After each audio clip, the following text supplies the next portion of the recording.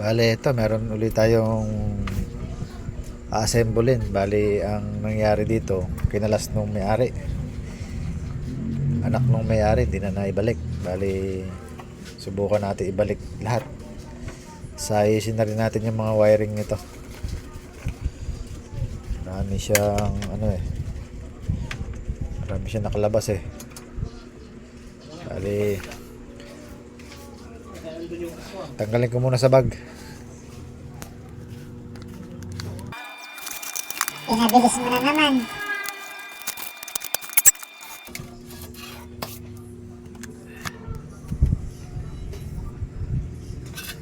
Bale, ito.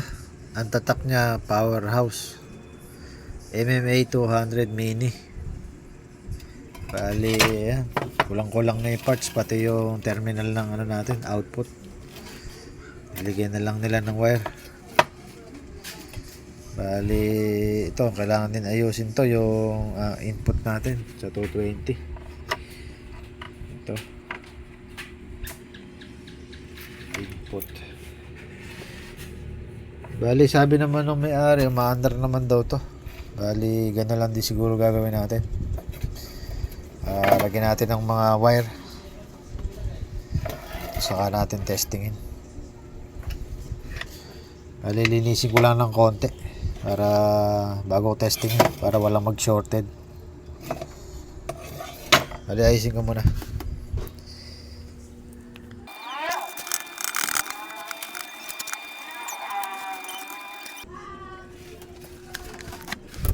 Bale, ito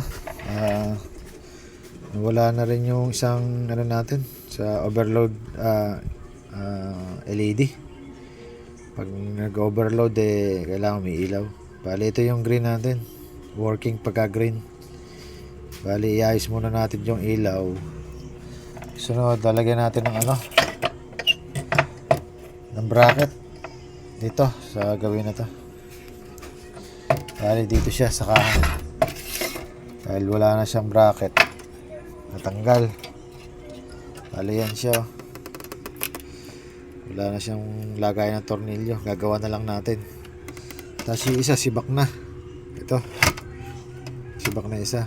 Bale, mag-a-adjust tayo. Dito natin lalagyan ng butas panibago para magkaroon siya ng bracket na hahawak sa housing niya. Bale, tapos maglalagay tayo ng saksakan, plug, saka wire. Dito, tingnan ko kung ano magagawa kong paraan dito para makalabas dito na safe siya, yung hindi siya magkakadikit, para hindi siya masira. Bali, kakat ko na lang muna yung video. Basta yung mga sinabi ko muna ang gagawin ko. Gawin ko lang. Ito, nalagyan na natin ng holder, bracket sa ilalim. Bali, yung paglalagyan ng isang butas dito, panibagong butas tayo sa housing niya. Tapos naglagay tayo ng rito, sinarado natin. Kumuha tayo ng pinaka natin, positive negative na terminal. Bali, papasok lang mamaya dyan to. Bali, mamaya papakita ko na lang kung paano nangyari gagawin. Bali, testingin ko muna tong welding. Kakabitan ko lang ng LED. Yan, LED sa niya, sa working, saka sa overcurrent nya. Tapos dito pinutol ko na lang yung wire. Bali, maghihinang lang tayo dito ng wire, saka dito natin kakabit yung blower. Bali, ito, bali 220 yung blower na to 220. Ewan ko lang kung working pa to. Bali, simulan ko na magayos.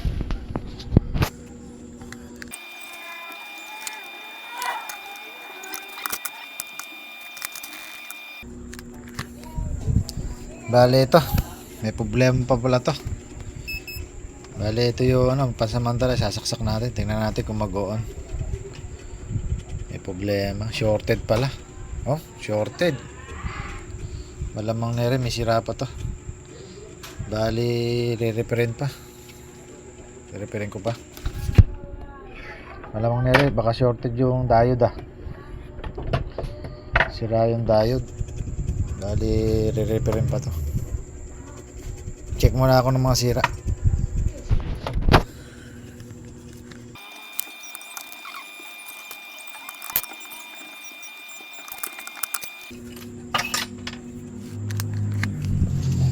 Bale, ito.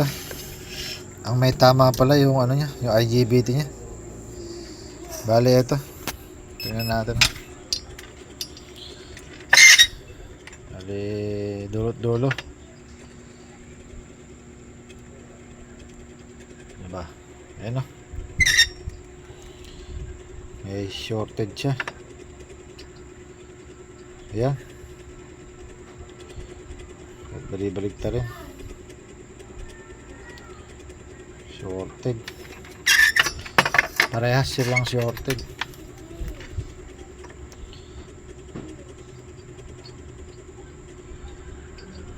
Bali sabi ng may-ari okay pa raw to, hindi naman pala. Bali re-repair pa pala to.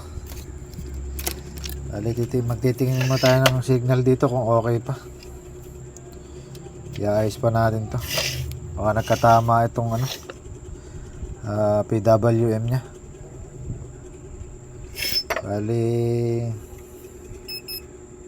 ayusin ko lang. Bali ito, tinanggal ko muna yung PWM nya para malinis ko rin. Masyadong marumi yung ilalim. Bali ito yung ilalim nya oh. Madumi.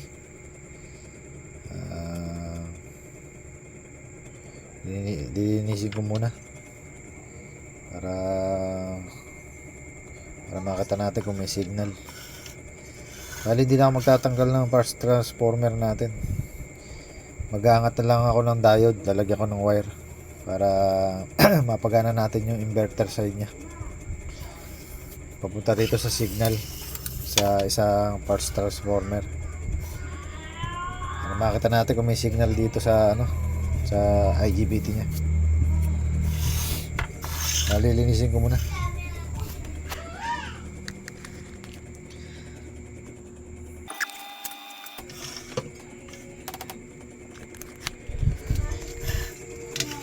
Bali obligado rin pala natin tanggalin yung ano, transformer.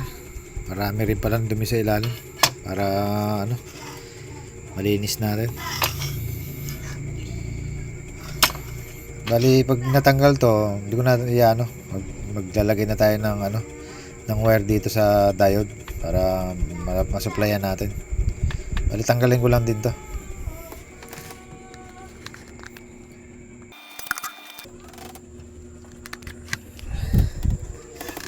Bali ito, talagang madumi. Pati ito sa capacitor, madumi. Ilalim ng capacitor. Bali ito, obligado ko rin tanggalin yung isang capacitor na to para malinis yung ilalim nito. Baka magkaroon pa ng shorted to. Ito naman siguro wala na. Hindi na siguro tatanggalin yung dalawa na to. Ito na lang. Lasing ko lang.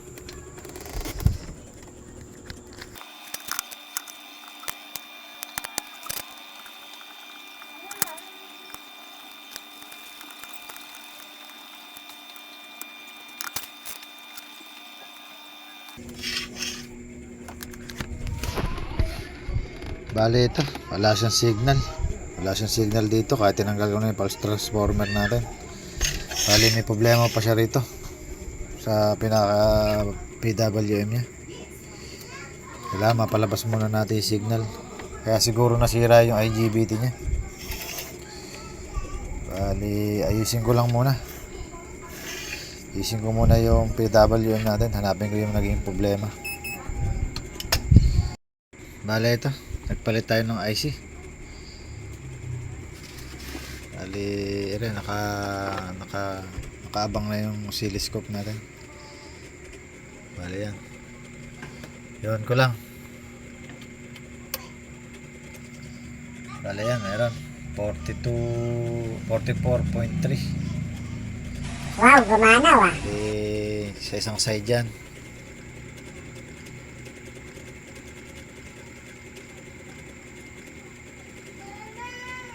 Lilipat natin sa kabila.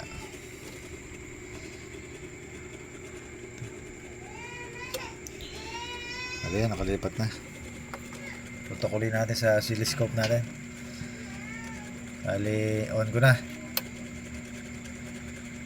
Bali yan. Parang baligtad yata. Ayun, baligtad pala. Sigurado na ba yan? Bali yan, okay na. Bali, subukan na lang natin subukan na lang natin kabitan ng ng IGBT. Tingnan natin kung magiging okay na. Kapitan ko lang. Natanggal ko na yung luma IGBT. Bali, tataasan na natin siya. Bali, taasan natin yung current niya. Ay, yung amperahe niya. Ampere. Bali, papalit natin ito. Yung lagi natin ginagamit.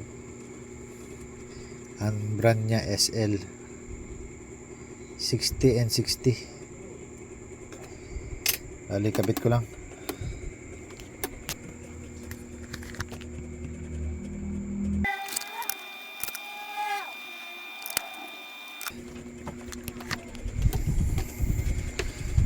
Bale ito, ay, hindi ko maisaksak ng maayos. Lalagyan ko na siya ng plug. Lagyan ko muna para maisaksak ko siya ng maayos.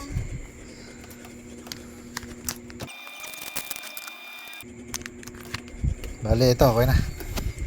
Bale, patayin ko muna para maipakita kung okay na.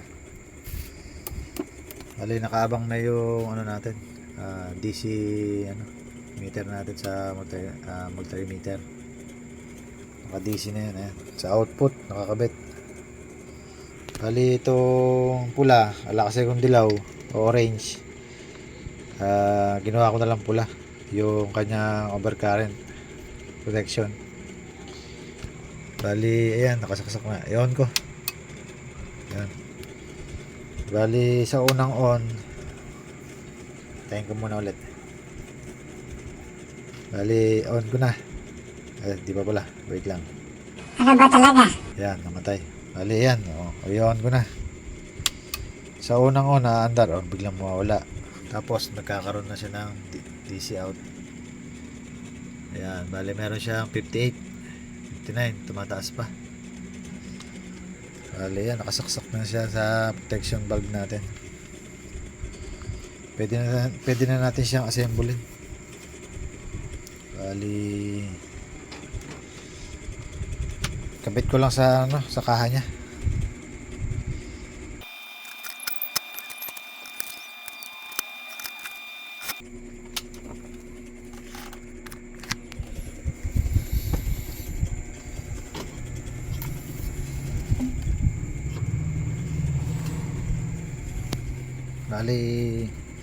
Bali ito na. Meron na tayong probe. Ito yung titingnan natin yung output niya kung meron na. Bali, ito nakasaksak na siya. On na lang natin. Tingnan natin yung welding machine. Ayan, bali para silang umilaw, namatay yung overcurrent. Bali, ang voltahe lumalabas sa kanya ito. Ayun. Yan, 60 volts. 60 volts DC. Bali, wala pang pan to kasi ang pan nito 220. Ito, bali kakabit pa natin sa likod to. Bali, yung biniginawa ko nga pala dito, ito nakatornilyo yung aluminum natin. Bali, yan, tingin ko lang. Bali, yan, pati sa likod may may washer para hindi siya maglulus. Ay, matibay yan. Bigyan ko siya ng board para wag gumalaw. Bali, dito na lang sila maglalagay ngayon ng tornilyo. Ito yung tornilyo rito. Ito. Bali, bibili na lang silang tornilyo na medyo mahaba. Tapos lalagay nila ng washer. Nut sa ilalim. Pati dito. Bali, yan. Ito yung ground. Ito yung natin, handle. Yan. Bali, kabit ko lang yung blower. Tapos makikabit yung blower, lahat matesting to. testingin dito sa ano, sa welding rod kung aandar na siya, kung okay na yun. Napalitan natin ito. Bali ito napalitan natin IC, bali 2845 saka LM224 IC. Tapos itong IGBT nya pinalitan natin, dalawa shorted. Bali yan, ito na lang kakabit ko, blower. Tapos testing na. Bali kabit ko lang muna to natin. Subukan na lang natin yon para makita natin kung umaandar pa natin. Baka sumabog yan. Ayan, okay na. Umiikot na yung pa natin, oh. Bali dito ko siya hininang sa likod. Yan. Bali yan yung input natin sa 220, yun. Sa kabila naman. Yan. Bali testingin lang natin dito sa ano niya, sa output niya, kung mag-ano niya, mag-spark na. Gamitan natin ng welding rod. Setup ko lang. Bali ito, pwede na natin testingin. Bali nakabang na yung ano natin, yung holder saka yung ground. Bali ito. Yan. Bali sasaksak ko na lang.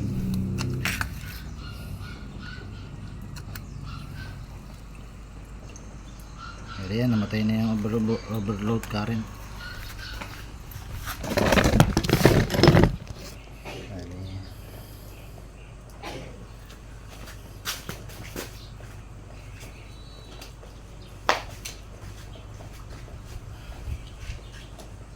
Ito.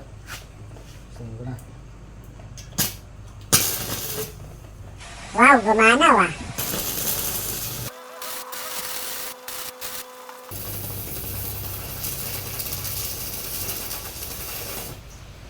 Bali ito, nakaubos naman na isang rod, hindi siya nasira. Bali okay na. Bali dito sa inverter na welding na to okay na.